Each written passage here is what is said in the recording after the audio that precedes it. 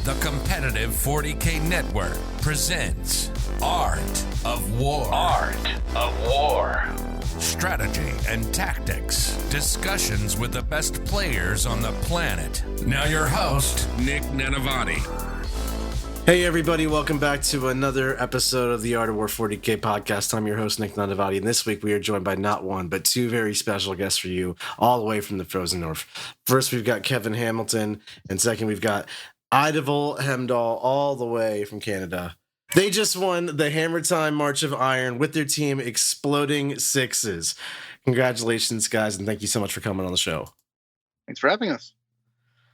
In this episode, it's part one of a part two conversation, as always. We're going to first get to know Kevin and Kraig, their approach to teams, how they got into teams, and this is actually their first ever team event, and they won, which is astounding. We're going to get to know their preparation, how they handled the actual challenges of managing, captaining a team in real time, and the whole story of the event.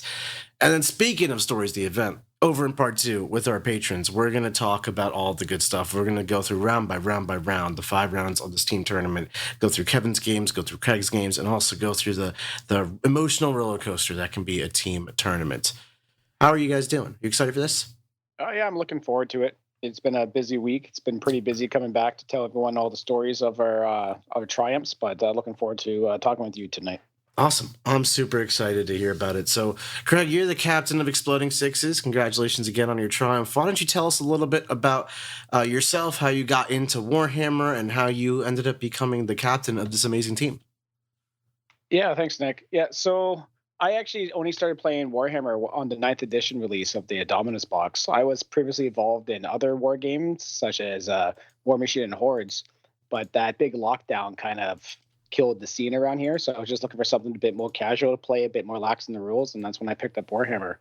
I joined a pretty good team of players called the Exploding Sixes, but over that next year, a lot of members left, and one of the other core members, myself, kind of rebuilt it, and that's when we invited Kevin in and some others, and yeah, we basically had an opportunity to come play a teams event, 500 kilometers away, and we did. That's awesome. 500 kilometers. This is not anything local for you, that's for sure. So how did you find out about this team turn? Most people, just stick with singles and do all that. But what made you kind of put together a team and drive 500 kilometers to get over there? Well, we actually found out about the team event too late. When we discovered it was happening, it was already sold out. So we went onto a standby list. And about 3 weeks before the event actually ran, there was a drop. And so the event organizers reached out and said, hey, are you guys still interested? We know it's short notice. And our Imperial Knights player, Kyle Smith, jumped on it, bought a ticket immediately, and said, boys, let's go. That's pretty much how it went. That's pretty awesome. I love that for you. Having a friend that can just rally people together like that is very useful. And what about you, Kevin? How did you get into Warhammer, and what brought you to this team? Yeah, for me, it was, I think, the story of many nerds. I was more of a Dungeons and Dragons player before COVID hit. And when COVID hit, I needed something to fill my hobby time. I initially got into Warhammer as a painting hobby. I picked up a couple of boxes of Cutsodes. I decided I was going to paint up some of these apparently better than Space Marines. How could that be a thing? Before you knew it, I had 3,000 points of Cutsodes, a bunch of Forge World stuff, and way less money in my pocket. And my wife looked at me and went, what are you supposed to do with those things? And I was like, well, some people play with them. So from there, I heard through Facebook during the first break in COVID that there was going to be this great province-wide, statewide kind of league/tournament that was going to be happening. And it was open to new players as well as highly experienced players. I decided I would sign up. So I took my Cutsodes list, whatever I thought was coolest. I think it had a bunch of Aquilon Terminators, a couple of Telemons, and then a whole bunch of Guard. I signed up, and I went to go play my first game. I played with an incredibly competitive player from our local community here. I got my butt absolutely kicked, but it was a really good experience regardless. He taught me a lot of stuff, and from there, I was pretty much hooked. So the next time the league came around 6 months later, I registered again. I had done all of the research I could possibly do, knew the game way better than I did the first time, and I had a really, really strong run at the local scene here. And from there, it was competitive Warhammer all the way.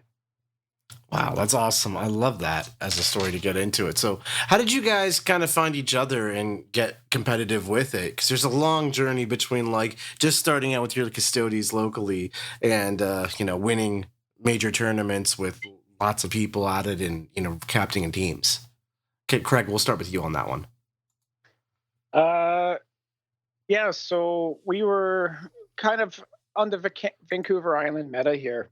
we got a large number of players, but I mean, we all run some weird stuff, and we have to travel for basically any major tournament. There's not that many that happen around us, and Kevin was part of our local area here, so he wasn't part of our group per se, but we knew of him, and we traveled with him for a event off the island, and that's kind of where we just pulled him in, saying, "Hey, you're not part of a team. Want to just come join us?"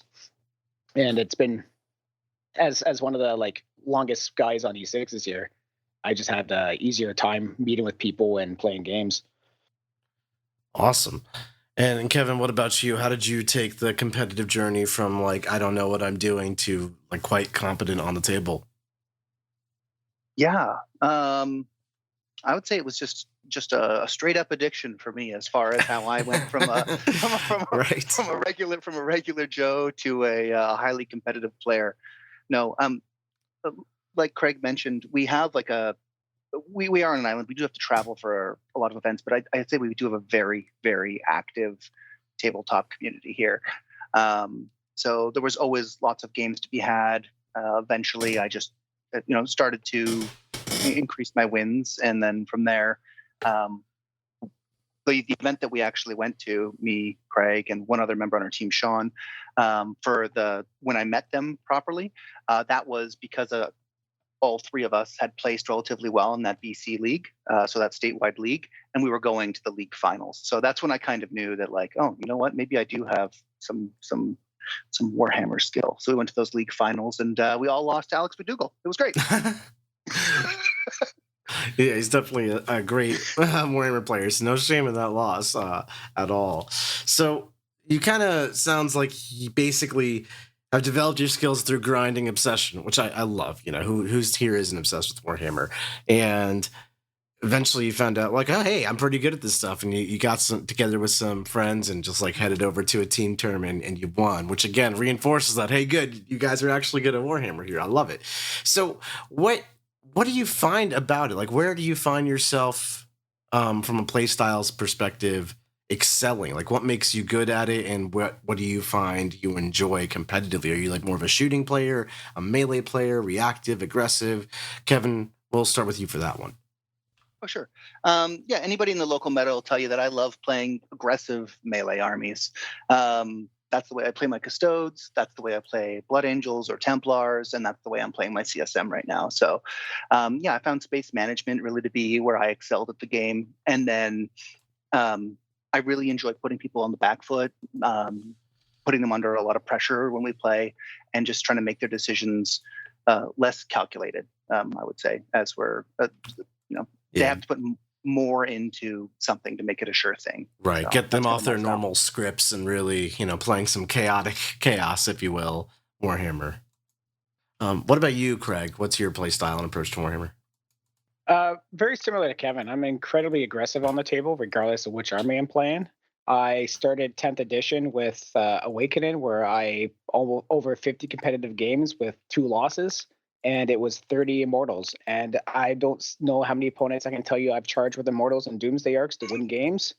But that's kind of always been my play style. I don't just look at data sheets. I also look at characteristics. There's a lot of value and strength in there. And I think just my approach to my games is not what people are used to. They see a list. They're like, okay, model A beats model B, but they're not expecting some silliness that I pull out. And it really, really messes with them.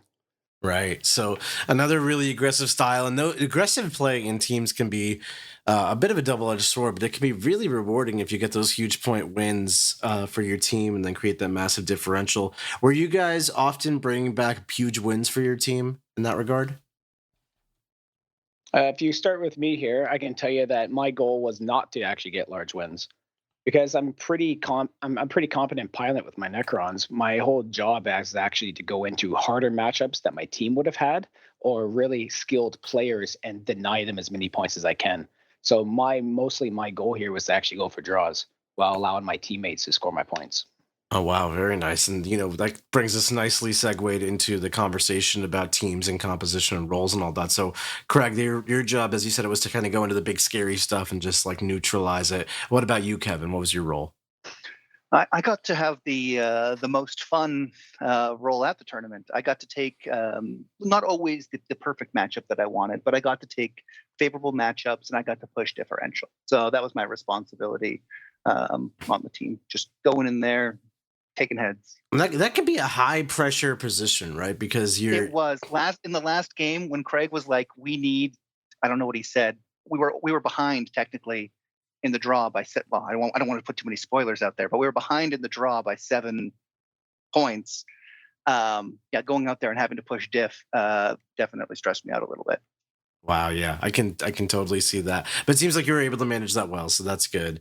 And Kraig, what about the other 3 members of your team? What was their experience level and roles within the team as well?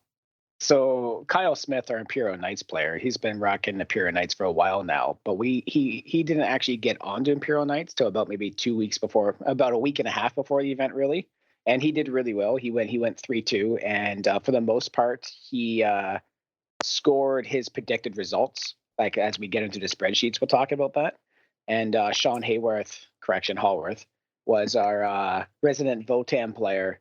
But he's the guy with 12 different armies. He'll play anything any day of the week. Tim Yulin ran our Adeptus Custodians, and I'll be honest, he had 1 game of practice because his list swapped like 3 days before the event, like right before the cutoff line. And so his matrix looks terrible, and he was possibly our highest score and differential player simply because he didn't have those early game confidences. And once he gained, he was just cracking out points. So that was really good to see. Wow. So you actually had 2 players that were on factions they weren't experienced with, the Knights and the Custodians here. And it sounds like it worked out for you quite nicely. For sure was experienced with Knights, but he had done almost a month of prep with Chaos Knights. So once the data slate hit, he did a shift. Right. Okay. So all that melee practice didn't pay off at all. Right. And also in like Imperial Knights to Chaos Knights, it's more or less the same profiles, right? A War Dog is not that different from an Armiger. Yeah, the biggest difference between those factions is the phases they play, because there is no shooting phase with Chaos Knights, but there's better movement phase with Chaos Knights. Yeah, that makes a lot of sense because you're moving through walls.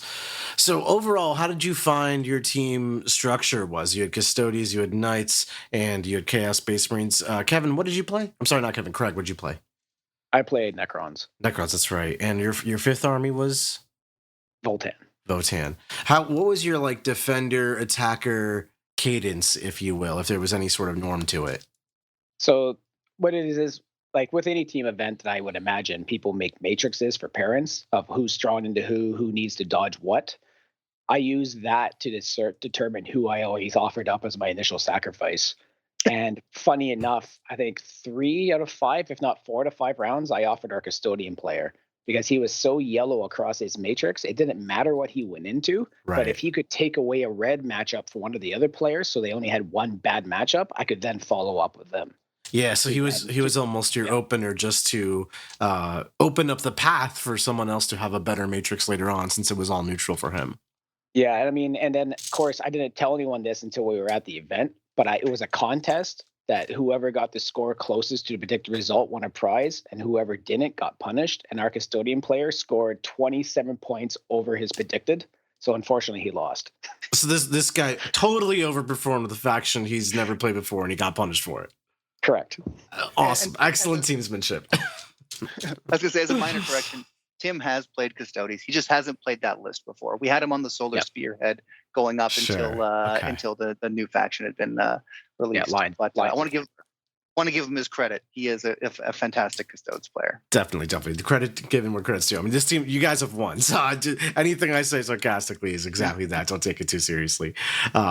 Yeah, you should be very proud. So, in regards to the actual team composition structure, you've got the Custodians going out first, and then what was the thing you were trying to pull out with it? Like, who were you trying to set up for success here? What I was aiming for is I was aiming for 2 high scoring games, 1 medium, and the other 2 just shot for ties. Right. Because in a team event, you don't need to win 5 out of 5. You don't need to win 3 out of 5. You can win the round with just 2 victories, as long as those victories were good and everybody else didn't give points away. Yeah, that makes a lot of sense. And I think like you have the Necrons here that you played, Kraig, trying to neutralize those real big scary matchups to make way for your other players is a really good approach to it. And then Kevin, you had the other side of the coin where you need to be slamming those big wins and all that, hopefully getting favorable matches. What type of Chaos Marines did you run in this event? Yeah, I ran a all melee, all infantry. Well, not all infantry. There was a couple of rhinos in there. Creations of Vile list. So, do you want me to walk you through it, or You can just list out the units. That'd be cool, just for some context. Quad legionaries, 2 large bricks of chosen, 1 brick of possessed, the master of execution, the super crazy chaos lord, Cypher, and Vile himself. So why is this army in particular good for pushing big differential as opposed to something shooty or reactive or anything like that? Yeah. So on the WTC boards, which is what the event was running, there's almost always a board that just has excellent staging areas. So if Kraig was able to put me onto one of those boards, I was often able to collide with my opponent in such a manner, pretty much every game. It's only one maybe that I didn't, in such a manner that they were just unable to recover. I'd use the shooting phases of the game to try to pick off a couple of scoring units if they were putting anything out there. And then I would just have one really big go turn, especially with the +2 move. You've got possessed that are moving 11 inches, advance and charge if I want them. I took the 2 chosen bricks rather than the 1 chosen brick that people usually take, because I wanted to have more advance and charge. I wanted to have at least 3 units slamming into my opponent at the same time. If I had to take a turn or 2 to pick off some screens or something like that with everything just hiding in the rhinos, that was just the cost of doing business. But just wanted to make sure I slammed into them with as much stuff as possible when I went for my go turn, and just pull as much off the table as I could. Yeah, use basically the terrain staging points to make a full connection with your Chaos Marine army, taking no casualties on the way. Exactly. And because you're charging onto your opponent's side of the board there, you're also doing a great job of dominating them on their primary score, which actually is a great way to push their differential. Because not only are you attacking their objectives and ideally contesting them and whatever to eliminate their primary, but they're fighting you off, right? If they draw something like Cleanse, that's not doable because there's possessed on the objective. I got to shoot these possessed. Who's going to cleanse? And I think, you over a few turns of that, you can really decimate the opponent's scoreboard. Did you find that you were tabled by the end of the game, but up on points, or were you just running people over properly? In my first, it really depended on the matchup. I would say, in the majority of my games, I had run everybody over. There was one matchup where I had severely outscored my opponent, and I only had 3 units left at the end of the game. But in general, ran folks over. But even if it didn't happen, I was just so far ahead in scoring that the differential was there. Right. Sounds like you had a very successful and fun weekend. What about you, Kraig? You were neutralizing all kinds of scary things, I'm sure. What was your Necron list? My Necron list was it's a very favorite of mine. It's the Obeisance Phalanx detachment, possibly one of the most criminally underrated detachments in the Necron Codex. The detachment is incredibly good at point scoring. It's incredibly good at stealing primary on your turn. It's much more durable than it is on paper, and it just allows me to kind of bunker down and grit my teeth and make it through the match. Yeah. There's a lot to talk about there. I've had games, just talking about Kevin when he's saying, winning the game with very few models left. I was in a situation in one of my rounds where I just didn't have a lot of models left, but I recognized that I had a lot of scoring potential, so I held on to those resources until the right time, and I made up a lot of points near the end of the game. Right. Because it's not always about trading and trying to roll the dice. For sure. We're going to get more into the specifics of game by game stuff in the next part of the episode. But just what was your list like top to bottom? For my HQ, running 2 overlords with resorbs and void scythes. A lot of people I find in Necron list don't run the OG overlords because they like that auto 6 advance. But for me, that's something you can just overcome with good positioning. So I prefer the -1 damage on overlords. A lot of opponents aren't prepared to get all their their 2 damage weapons down to 1, and at 6 wounds, that overlord really hangs in there. Yeah. Strength 12 void scythe with worthy foe +1 the wound. Unless you're T13, he wounds you on basically 2s or 3s. So he's really good at killing greater demons and knights. Strength 12 +1 the wound, AP3 damage 3 dev wounds. And then, of course, Imhotep the Stormlord, not just for his CP generation, but that Call of the Storm that he does is actually really good at flipping objectives on your turn. Yeah. There's a lot of good scoring tricks with it. Rounding out the list, I got 30 Lich Guard in the list, 20 swords and shields, and then 10 with war scythes. 2 Annihilation Barges, again, very underrated units in the Necron Codex. Those little guys are incredibly quick. They're durable, and they have some pretty unique tech that's associated with them. They're a classic reanimator with a Canoptic Spider, and that spider, honestly, is what lets me go into so many bad matchups, because a weakness of all 5 of our lists is that we don't soak mortar wounds very well. We're not doing great against psychic attacks of those armies. So in our matrix, it was noted we just couldn't really go into a lot of mortals, so that was my job. And on paper, where you say, I deal mortar wounds, I can roll over Necrons, well, that 5-up feel no pain army-wide is keeping me in that game pretty good. And then I think I finished the list with, triple Doomsday Arcs and 2 Triarch Stalkers. Wow. And did you mention the detachment there? Obeisance Phalanx. I don't think I know anything about this detachment. I've heard it's been on the rise. I know there's been buffs to it subtly given through the balance data slates over time, but break it down for me. What is Obeisance Phalanx trying to do? Obeisance Phalanx, on paper, it's in your command phase, you're going to select one of your opponent's units, and all your Lich Guard, Noble, and Triarch units are going to be +1 to wound against it. When you look at my list, I have 3 melee units and 2 range units that benefit from that rule. So my army isn't built around that rule. That rule is just there for me to push through stuff that Lich Guard shouldn't be able to chew through. So It's when I get, into melee with Lehman Russers or Rieger Dorns, or I'm up against, a knight, I can push through that unit pretty good. The strength of that detachment really lies in its stratagems. Those stratagems are very good. You have a 1 CP -1 damage for a vehicle for a phase, shoot or fight.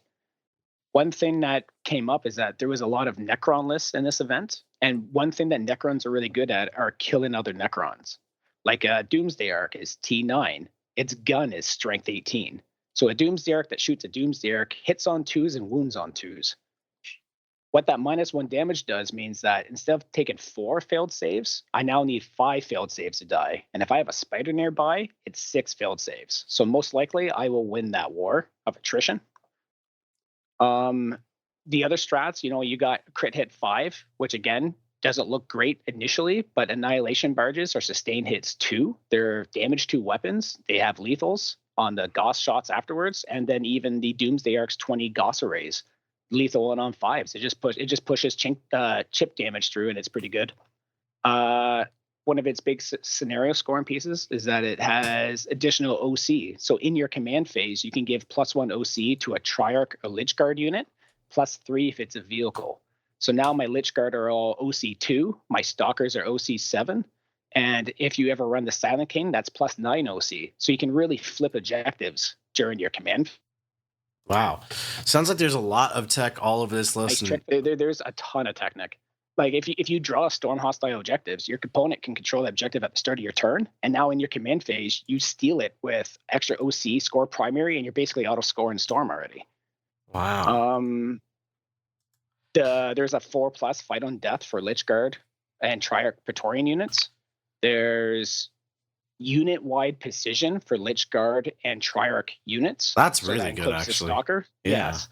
So there's a fun enhancement that I want to include in the future, but whenever the bearer's unit kills a character unit, they lose a CP. So if your Lich Guard can chop up little guard characters or sisters who are running, 9-10 sisters that they want to murder, they'll just lose all their CP. So I think that's a little tech to look at. But yeah, no, there's a lot of tech in Obeisance Phalanx, and you have to you build the list around the tech and not the detachment rule. So it sounds like you've got like tons and tons of reps under your belt with these Necrons. I mean, like the small nuances and details you're pointing out, like only happen through reps, and you're really able to capitalize on like the knowledge you've accrued over tons of games to like understand the breakpoints and like damage, when to use strats and all that kind of stuff. How are you approaching the mission with this army? You know, we kind of talked about with Kevin how he's just staging and charging and pushing the fight onto the opponent's side and causing all kinds of chaos. With your Necrons, 30 Lich Guard, 3 Doomsday Arcs, you're, from the outsider's perspective, my perspective here, I wouldn't say it's a particularly dynamic army, right? Like it's basically 3 bricks plus some barges and some Doomsday Arcs. So how do you approach scoring and all the requirements of Warhammer? Depending on the mission, I look at holding my home, I look at holding a flank, and then positioning for the middle. Things to keep in mind is like those Annihilation Barges and Doomsday Arcs, they move 10. Doomsday Arcs have 5 OC, Annihilation Barges have 3. A Triarch Stalker moves 8 with 8 Scout, and he's OC 4 and could be 7. So you can really push out there and steal that middle objective. You can force your opponents off it. Walker keywords allow the heroics. So my job in all my lists, depending on the mission, I generally hold 2, fight for the 3rd, look for my heroics, and then go for the big push turn. I don't sit back with my vehicles. My vehicles are in their face. I want my 20 Gauss shots in half range. I want my OC5 arcs to be flooded onto a zone. At 14 wounds with a 4-up invul, basically across the entire list except for 2 units, it's a very durable list to actually push itself through. So I just bully my opponent back into his deployment zone. Wow. And did you ever find speed to be an issue for you? Not really, no. As I said, because everything else is moving 10 inches and shooting, the guard are just advancing turn 1. I'm making sure that whenever I position something, I'm thinking about, what if I drew containment next turn? Can that unit perform that action? What if I need to do a cleanse? Can I get onto an objective? If my opponent had a lot of speed, he got too close to me, and that's kind of what I want. Because if my opponent ever gets into me early, though, I'm just going to tag your Blast Doomsday Arcs. All my Lich Guard are set up for heroics. And because the Overlords do it for free, I don't have to waste my CP on that. And in fact, that's what Imhotech's for. Imhotech's there not because I need his extra CP for strats. Per se, I want his CP for new orders. So I'm always cycling for his scoring potential. Yeah. Awesome. So this all coming together, and I can definitely see how you're more of that blunter style, go into the real scary stuff and just kind of suppress its score by pushing them around. Kevin, we got you running people over with the bile. I love that. If you are listening to this, it probably means you play Warhammer 40k. And if you're playing Warhammer, you know you need a lot of dice. Baron of Dice is where we get our dice from. They produce amazing different kinds of dice. We just recently got all kinds of different faction dice shipped to us, which we use on our stream games. But not only do they look really cool, but they're highly customizable. You can get different symbols, corners that are square, corners that are round, different shapes and sizes, different sided dice. It's all the rage. And they're customizable in color and design as well. They are so cool looking. Not only that, but they feel great to roll in your hands. I've never held dice that roll and feel this good. Not only that, but they are scientifically perfectly balanced. There are tons of case studies on people rolling thousands of dice and recording all the results that they get. And sometimes you might get a die that rolls just a few too many ones. We've all had to throw it out before. These dice are not like that. They are perfectly balanced to a T, thousands of rolls, perfect distribution. If you want to take your Warhammer game seriously and make sure the dice are not screwing you over, get some Baron of Dice. Well, I want to hear more about the overall team and how like managing the team during the event was, because for most of you, all of you maybe, this was your first team event, right? So what was your experience with the team event, and then how did you find like round by round, adapting to the matrixing, and people have different expectations and different challenges to working with them? So like going into the event, we had done our prep already. So we've made our matrices. We said what matchups were good, which ones will have ties on, which ones will lose, and which ones will just take all the points. So then it became the job to narrow down not just what we thought we would do, but we had all of our peers on the team review each other to say, hey, maybe you need to check it, drop it. And then, of course, it went the other way, saying, you know what, I think you're underselling yourself here. You probably need to bump this up. Once we've had that lockdown, we looked at, if you were to play this bad matchup, what table would give you an edge? What table would close that differential? And that's how we got people who might not have had the best matchups on the better tables, which allowed them to push those points. So the pairing processes were like very straightforward because we had a pretty good idea who we're leading with, what we're going to follow up with, and who was going to play who. Yeah. It sounds like you put a ton of effort and time onto getting the matrix and the numbers accurate, which can be especially challenging with team members who maybe aren't as familiar with your list, like your knights or your custodians. But of course, they have some experience with similar ideas. Kevin, what was your experience as a player on this team? Filling out your matrix and doing all that preparation for it. Yeah, I would say, it was great first off, but no, we did put a lot of work into it. We did put a lot of time making sure that we went through everybody's lists, understanding what our opponents' lists were really trying to do and what we could do and what we couldn't do. As an example, and I think the team had a really good dynamic with and what people weren't comfortable with as far as playing the game and their role. So if you were supposed to score points and you were supposed to, like, if you're telling everybody this is an 18-19 or a 20-0, you have to be really confident in the fact that you're going to be able to pull that off. We did a lot of homework on what our opponents' lists were, and then we also did a little bit of homework on our opponents as well. Not gonna lie, we're sitting there on our websites looking up who has the highest, and make sure that we really get the good matchups into those people as well. So as a player on the team, I would say, we did the work. We knew what we were getting into before we got there, and honestly, most of the time it felt pretty comfortable. Like, you knew what you were going to be playing against and you knew what your expectation was. Yeah, awesome. Sounds like a really well organized, run, successful team. I think you guys did a great job, especially for your first time. That's like really not common. I think most people in their first team tournaments, it's a lot of, oh my God, I had no idea it was this fun, or I had no idea that it was, this different than singles. But a lot of teams don't have that matrixing down. They don't have, roles and defined jobs and duties and team composition really considered. Kraig, as the captain, what made you kind of drive the team in that direction? And how did you do it so successfully?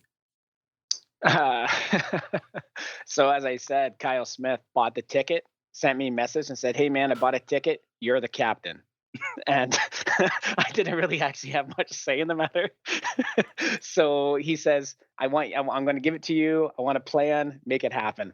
So that's kind of just what I went for here, right? And I wanted everyone to contribute. And it's kind of weird because on one hand, it sounds like we spent a lot of time prepping, but we didn't spend a lot of time prepping together. One of our members, I said, he switched his list the day at the data slate. We had to change him off. We had somebody else who changed his list.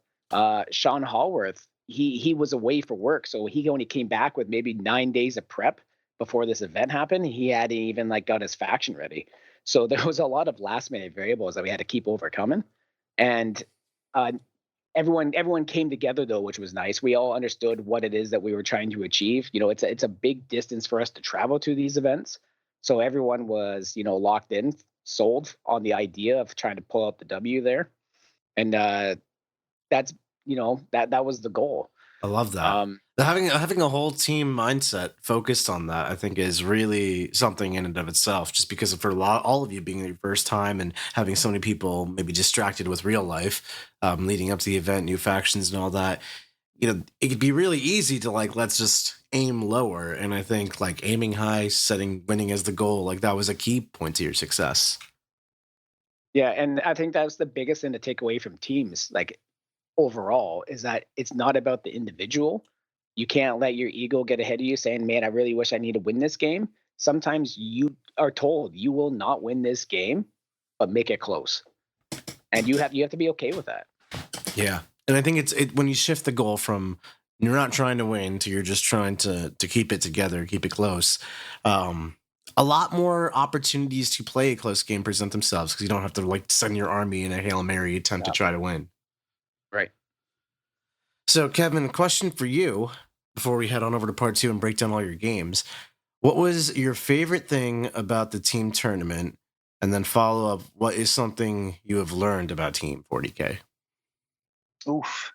I think my favorite thing about the team tournament was probably watching people, like the team, support each other. Because like Kraig said, we didn't, well, some of us didn't win all of our games. And when those people didn't win their game, you still got the they still got to celebrate in the win. It didn't feel like a big blow for them, from what I understand, because the rest of the team was able to rise those people up. And I think that's a relatively common sentiment from people that I talk to in general about teams events. But that's one of the things that I hadn't experienced yet, because this was our first event, and it was a very welcome and pleasant surprise to feel, and to look at the elation on my teammates' face. One thing that I learned from the event is, if you aren't going to be the person who gets to win all their games and push differential, you got to have some mental fortitude. Because there were a couple times when I looked at my teammates and I was like, oh my goodness, I am glad that he had to take that matchup and he had to take that L. Because sometimes when I lose, like, I try to be the best sportsman that I can, but Kraig's seen my face go from smiles to sour pretty quick a couple times. And I was really proud of my teammates for their ability to pull back, rally, and be ready to go for the next match. So yeah, that was something that I learned that I didn't realize we were going to need. That's awesome. And what about you, Kraig? What is your favorite part of the team tournament experience, and what is something you learned about Team Warhammer? If knowing that you needed to push for as many points as possible to break differentials at the overall stands, and when your teammates just runs up to you middle of the match and goes, I just one-rounded the Nightbringer, and then he just takes off again, you're like, go play your match, man. Like, we're all doing the business now. But he was pretty pumped, and I was so excited for him. Yeah, absolutely. Awesome. Sounds like a really great event. Congratulations again, guys, on your first place victory. We'll definitely be talking about that for a while, and we're going to be breaking it down even further in part 2 of this conversation.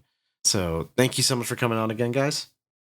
Thanks for having us. Thank you for having us. And listeners, join us over on Patreon, patreon.com/AOW40K. You get access to this episode along with 280 plus other episodes where we talk about Warhammer. And of course, you can join that fun in the Discord server as well when you become a member and talk to us directly. It's all that good stuff. Thanks so much for listening. We can't do the show without you, and we'll catch you later. Like what you just listened to? Check out Art of War Down Under and Art of War Unbroken on the competitive 40K network. TheArtofWar40K.com.